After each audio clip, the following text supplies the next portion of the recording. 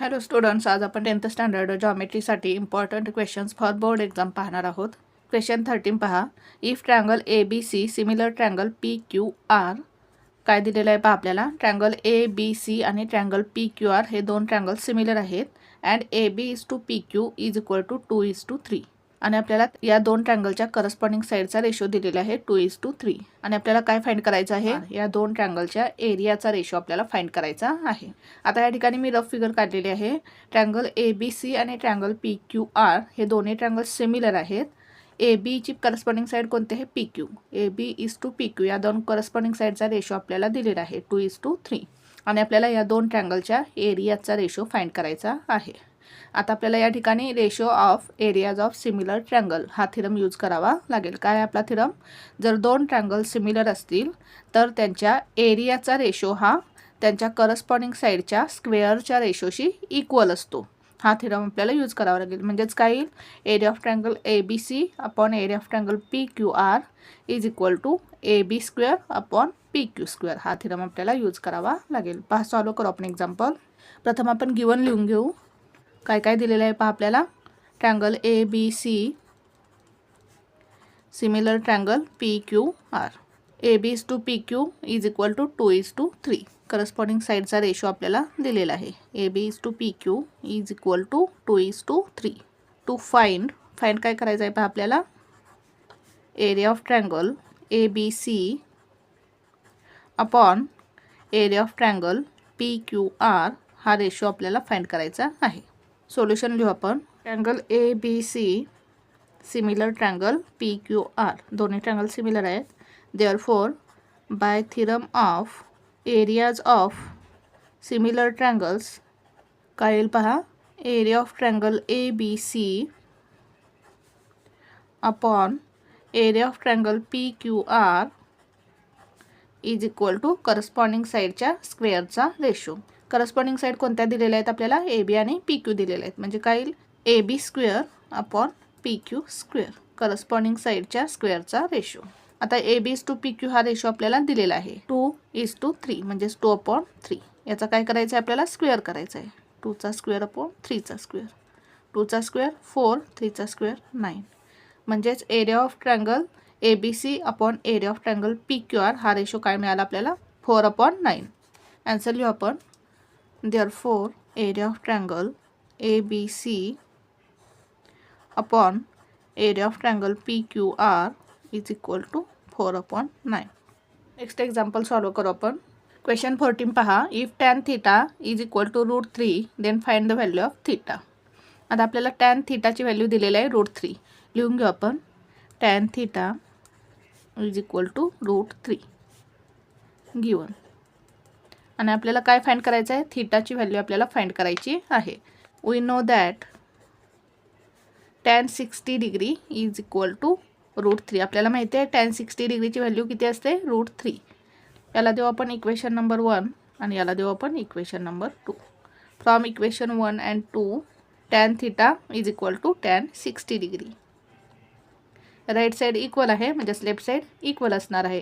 म्हणजेच tan theta is equal to tan 60 degree. म्हणजेच थीटाची व्हॅल्यू किती येईल, 60 degree. Therefore theta is equal to 60 degree.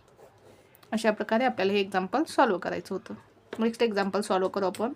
Question 15 पहा. Find the side of a square whose diagonal is 10√2 centimetre. आता आपल्याला काय सांगितलेलं आहे पहा, एक स्क्वेअर आहे आणि त्या स्क्वेअरचा डायगोनल आपल्याला सांगितलेलं आहे 10√2 सेंटीमीटर आहे आणि आपल्याला स्क्वेअरची साईड फाइंड करायची आहे. यासाठी आपण या ठिकाणी एक रफ फिगर काढून घेऊ स्क्वेअरची. आता हा square A B C D आहे आणि आपल्याला काय दिलेलं आहे, स्क्वेअरच्या डायगोनलची लेंथ दिलेली आहे. ए सी हा या स्क्वेअरचा डायगोनल आहे. याची लेंथ आपल्याला दिलेली आहे 10√2 सेंटीमीटर. आणि आपल्याला स्क्वेअरची साईड फाइंड करायची आहे. आता स्क्वेअरच्या 4 साईड्स काय असणार आहेत, इक्वल असणार आहेत. आपण स्क्वेअरची साईड एक्स कन्सिडर करू. म्हणजे स्क्वेअरच्या 4 साईड्स काय असणार आहेत, एक्स सेंटीमीटर. स्क्वेअरचे 4ही अँगल्स काय असतात, राईट अँगल असतात. म्हणजेच अँगल बी सुद्धा काय असणार आहे, 90 डिग्री असणार आहे. मग हा आपण ट्रँगल ए बी सी घेऊ. आता या ट्रँगल ए बी सीमध्ये अँगल बी काय आहे, 90 डिग्री आहे. म्हणजेच हा राईट अँगल ट्रँगल आहे. मग आपल्याला डायगोनल दिलेला आहे आणि साईड फाइंड करायची आहे. मग आपण या ठिकाणी काय करू, पायथागोरस थेरम यूज करू आणि स्क्वेअरची साईड काढून घेऊ. पहा सॉल्व करू आपण example. Quadrilateral ABCD is the square. Let the side of the square be x. आपण स्क्वेअरची साईड x कन्सिडर करू. Let the side of the square therefore AB is equal to BC is equal to CD is equal to AD is equal to x centimetre. Four sides काय असणार आहेत, equal असणार आहेत. In triangle ABC आपण triangle ABC घेऊ. In triangle ABC angle B is equal to 90 degree. Reason काय येईल, angle of a square. स्क्वेअरचे 4 हे अँगल्स काय असतात, राईट अँगल असतात. देअरफॉर बाय पायथागोरस थेरम काय येईल पहा, पायथागोरस थेरम हायपोटेन्यूसचा square is equal to remaining 2 साईडच्या स्क्वेअरची सम. म्हणजेच AC square is equal to AB square plus BC square. AC square is equal to AB square plus BC square. AC काय दिलेला आहे पहा, 10√2. 10√2 AC स्क्वेअर आहे याचा square is equal to AB काय कन्सिडर केलेला आहे आपण, एक्सचा स्क्वेअर प्लस BC किती आहे, एक्सचा स्क्वेअर. 10चा स्क्वेअर काय येईल 100 इंटू √2चा स्क्वेअर काय येईल 2. √2 इंटू √2 काय येईल 2 is equal to x square plus x square काय येईल 2x स्क्वेअर.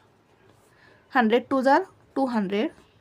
आता हा 2 आपण या साईडला घेऊ. इथे मल्टिप्लाय आहे, या बाजूला आल्यानंतर डिव्हाइड होईल. म्हणजेच 200 divide 2 is equal to x square. आता आपल्याला एक्सची व्हॅल्यू फाइंड करायची आहे. मग काय करू आपण, दोन्ही साईडचे स्क्वेअर रूट घेऊ. Taking square root of both the sides. ते भागालो आपण 2 1 जार 2, 2 0 जार 0, 2 0 जार 0. म्हणजेच x square is equal to काय मिळालं आपल्याला 100. आता आपल्याला या ठिकाणी एक्सची व्हॅल्यू फाइंड करायची आहे. मग आपण दोन्ही साईडचे स्क्वेअर रूट घेऊ. एक्सचं स्क्वेअर रूट काय येईल एक्स आणि 100चं स्क्वेअर रूट काय येईल 10. म्हणजेच एक्सची व्हॅल्यू काय मिळाली आपल्याला 10 सेंटीमीटर. म्हणजे स्क्वेअरची साईड काय मिळाली 10 सेंटीमीटर. आन्सर लिहू आपण. Therefore side of a square is 10 centimetre. अशा प्रकारे आपल्याला हे एक्झाम्पल सॉल्व करायचं होतं. नेक्स्ट एक्झाम्पल सॉल्व करू आपण. क्वेश्चन 16 पहा. Radius of the circle with centre C is 6 centimetre. Line AB is a tangent at point A. What is the measure of angle CAB. आता या ठिकाणी मी रफ फिगर काढलेली आहे. आपल्याला काय दिलेलं आहे पहा, एक सर्कल आहे, त्या सर्कलचा सेंटर काय आहे C आणि रेडियस आपल्याला दिलेले आहे 6 सेंटीमीटर. म्हणजेच AC किती आहे 6 सेंटीमीटर. आपल्याला ही रेडियस दिलेली आहे 6 centimetre. Line AB is a tangent at point A. Line AB ही काय आहे, या सर्कलची टँजेंट आहे ॲट पॉईंट A. म्हणजेच ही टँजेंट काय करते, सर्कलला पॉईंट A मध्ये टच करते. What is the measure of angle CAB. आता आपल्याला अँगल CABचं मेजर विचारलेलं आहे. आता आपल्याला टँजेंट थेरम माहिती आहे. टँजेंट हा काय असतो, रेडियसला परपेंडिक्युलर असतो at the point of contact. म्हणजे पॉईंट A या ठिकाणी काय असणार आहे, टँजेंट रेडियसला परपेंडिक्युलर असणार आहे. म्हणजेच अँगल CAB किती असणार आहे 90 डिग्री असणार आहे. पहा सॉल्व करू आपण एक्झाम्पल. गिवन लिहून घेऊ आपण. काय काय दिलेलं आहे आपल्याला. AC ही काय या सर्कलची रेडियस आहे. AC is the radius of the circle. AB ही काय या सर्कलची टँजेंट आहे. AB is a tangent of the circle at point A. Therefore, by tangent theorem, angle CAB is equal to 90 degree. म्हणजेच tangent थिरमनुसार angle CAB किती असणार आहे 90 degree असणार आहे. अशा प्रकारे हे एक्झाम्पल आपल्याला सॉल्व करायचं होतं. Thank you for watching this video. जर तुम्हाला व्हिडिओ आवडला असेल तर व्हिडिओला लाईक करा, कमेंट करा, शेअर करा आणि चॅनलला सबस्क्राईब करा.